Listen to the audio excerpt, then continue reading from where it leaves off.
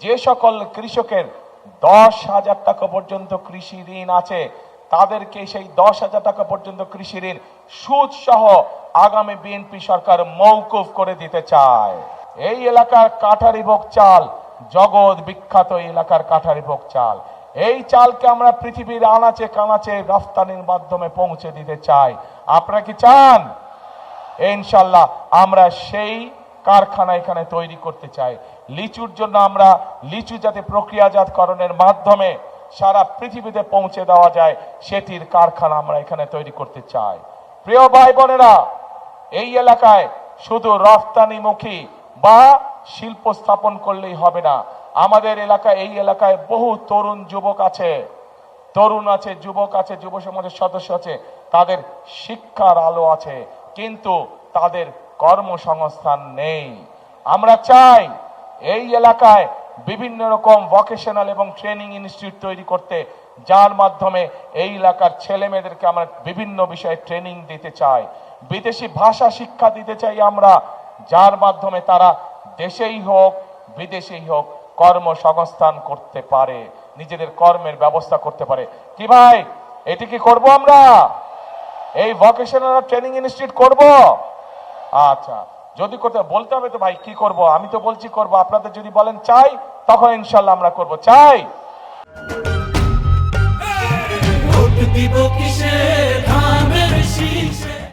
ইনশাআল্লাহ। এখন প্রিয় ভাই বোনেরা, শুধু তাই নয়, এই যে মঞ্চের চারিদিকে হাজার হাজার মা বোনেরা আছেন, মঞ্চের ডানে বামে হাজার হাজার মা বোনেরা আছেন, এই মা বোনদের শিক্ষার জন্য এই এলাকার সন্তান খালেদা জিয়া উনি যখন দেশ পরিচালনার দায়িত্বে ছিলেন তখন সারা দেশে মেয়েদের শিক্ষার ব্যবস্থা ফ্রি করে দিয়ে গেছিলেন ইন্টারমিডিয়েট পর্যন্ত। আমরা চাই আগামী বিএনপি সরকার এই মা বোনদেরকে, যেই মা বোনদেরকে খালেদা জিয়া শিক্ষার আলো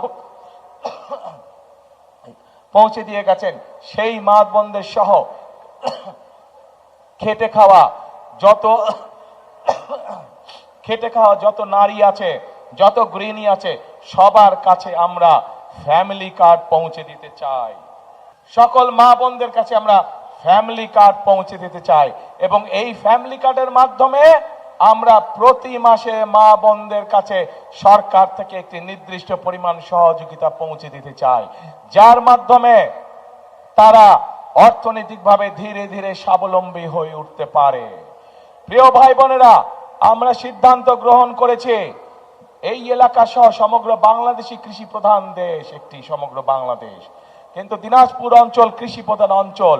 সেই জন্য আমরা সিদ্ধান্ত গ্রহণ করেছি যে যে সকল কৃষকের 10,000 টাকা পর্যন্ত কৃষি ঋণ আছে তাদেরকে সেই 10,000 টাকা পর্যন্ত কৃষি ঋণ সুদ সহ আগামী বিএনপি সরকার মওকুফ করে দিতে চায়। 10,000 টাকা পর্যন্ত সুদের এবং ঋণ কৃষক ভাইদেরকে শোধ করতে হবে না, সেটি আপনাদের হয়ে সরকার সম্পূর্ণভাবে সেটা মওকুফ করে দিবে। শুধু তাই নয় প্রিয় ভাই বোনেরা, এই অঞ্চলের বহু মানুষ বিভিন্ন রেজিস্টার্ড এনজিওর কাছ থেকে ক্ষুদ্র ক্ষুদ্র ঋণ গ্রহণ করেছে নিজের জীবনযাপন সংসার চালানোর জন্য, করেছেন না? এই ক্ষুদ্র ঋণও আমরা সরকারের পক্ষ থেকে শোধ করে দিতে চাই। এই ক্ষুদ্র ঋণের বোঝা আমরা চাই না আমাদের এলাকার মানুষ বহন করুক। প্রিয় ভাই বোনেরা, মা বোনদের হাতে যেরকম আমরা ফ্যামিলি কার্ড পৌঁছে দিতে চাই, ঠিক একইভাবে কৃষক ভাইদের হাতে আমরা কৃষি কার্ড পৌঁছে দিতে চাই। যেই কৃষি কার্ডের মাধ্যমে কৃষক ভাইরা তাদের ঋণ পেতে সুবিধা হবে, যেই কৃষক কার্ডের মাধ্যমে আমরা কৃষক ভাইদের কাছে তাদের যে পরিমাণ জমি সেইটি হিসাব করে আমরা তাদের কাছে তাদের প্রয়োজনীয় বীজ, সার, কীটনাশক পৌঁছে দিতে চাই, যাতে করে তাদেরকে অন্যের পেছনে পেছনে ঘুরতে না হয়। সরাসরি সরকারের পক্ষ থেকে সরাসরি কৃষক ভাইদের কাছে তাদের সহযোগিতা পৌঁছে যাবে, যার ফলে ধীরে ধীরে কৃষক ভাইদের অর্থনৈতিক মেরুদণ্ড মজবুত হবে ইনশাআল্লাহ। প্রিয় ভাই বোনেরা, আমরা চাই এই এলাকা সহ সমগ্র বাংলাদেশে এক শ্রেণীর মানুষ আছে যারা জীবন থেকে মৃত্যু পর্যন্ত আমাদের সঙ্গে থাকেন, জীবনের বাঁকে বাঁকে বিভিন্ন বিপদে আপদে আমাদেরকে পরামর্শ দিয়ে থাকেন। কারা তারা? তারা হচ্ছেন আমাদের মসজিদ মক্তবের খতিব সাহেবরা, ইমাম সাহেবরা, মুয়াজ্জিম সাহেবরা সহ অন্য